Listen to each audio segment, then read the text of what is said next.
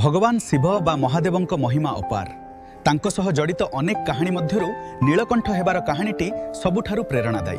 पुराण अनुसारे थरे देवता एवं असुर मानंक मध्यरे अमृत प्राप्ति पई समुद्र मंथन होइथिला।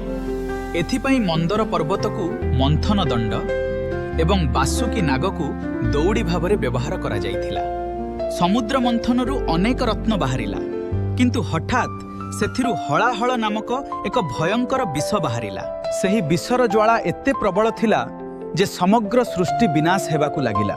देवता और असुर समस्ते भयभीत होई रक्षा पाइबा पई भगवान शिवंक शरणापन्न हेले। सृष्टि को बंचाइबा पई महादेव सेही भयंकर विष को पान करिबाकु प्रस्तुत हेले। निज हातरे विष को नहीं पी देले, किंतु ताकु शरीर भितर को न छाड़ी निज कंठ गलारे अटकाई देले। विषर प्रभाव रे महादेवंक कंठ नील पड़ीगला। सेही दिन ठारू तांकर नाम नीलकंठ हेला।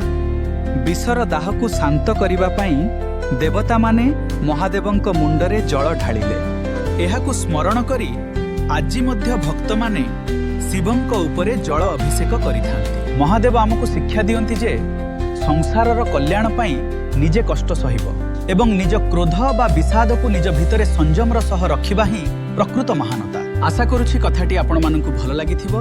पुणी देखा हेबो आगामी अध्याय रे। आजि पई रहुछि नमस्कार।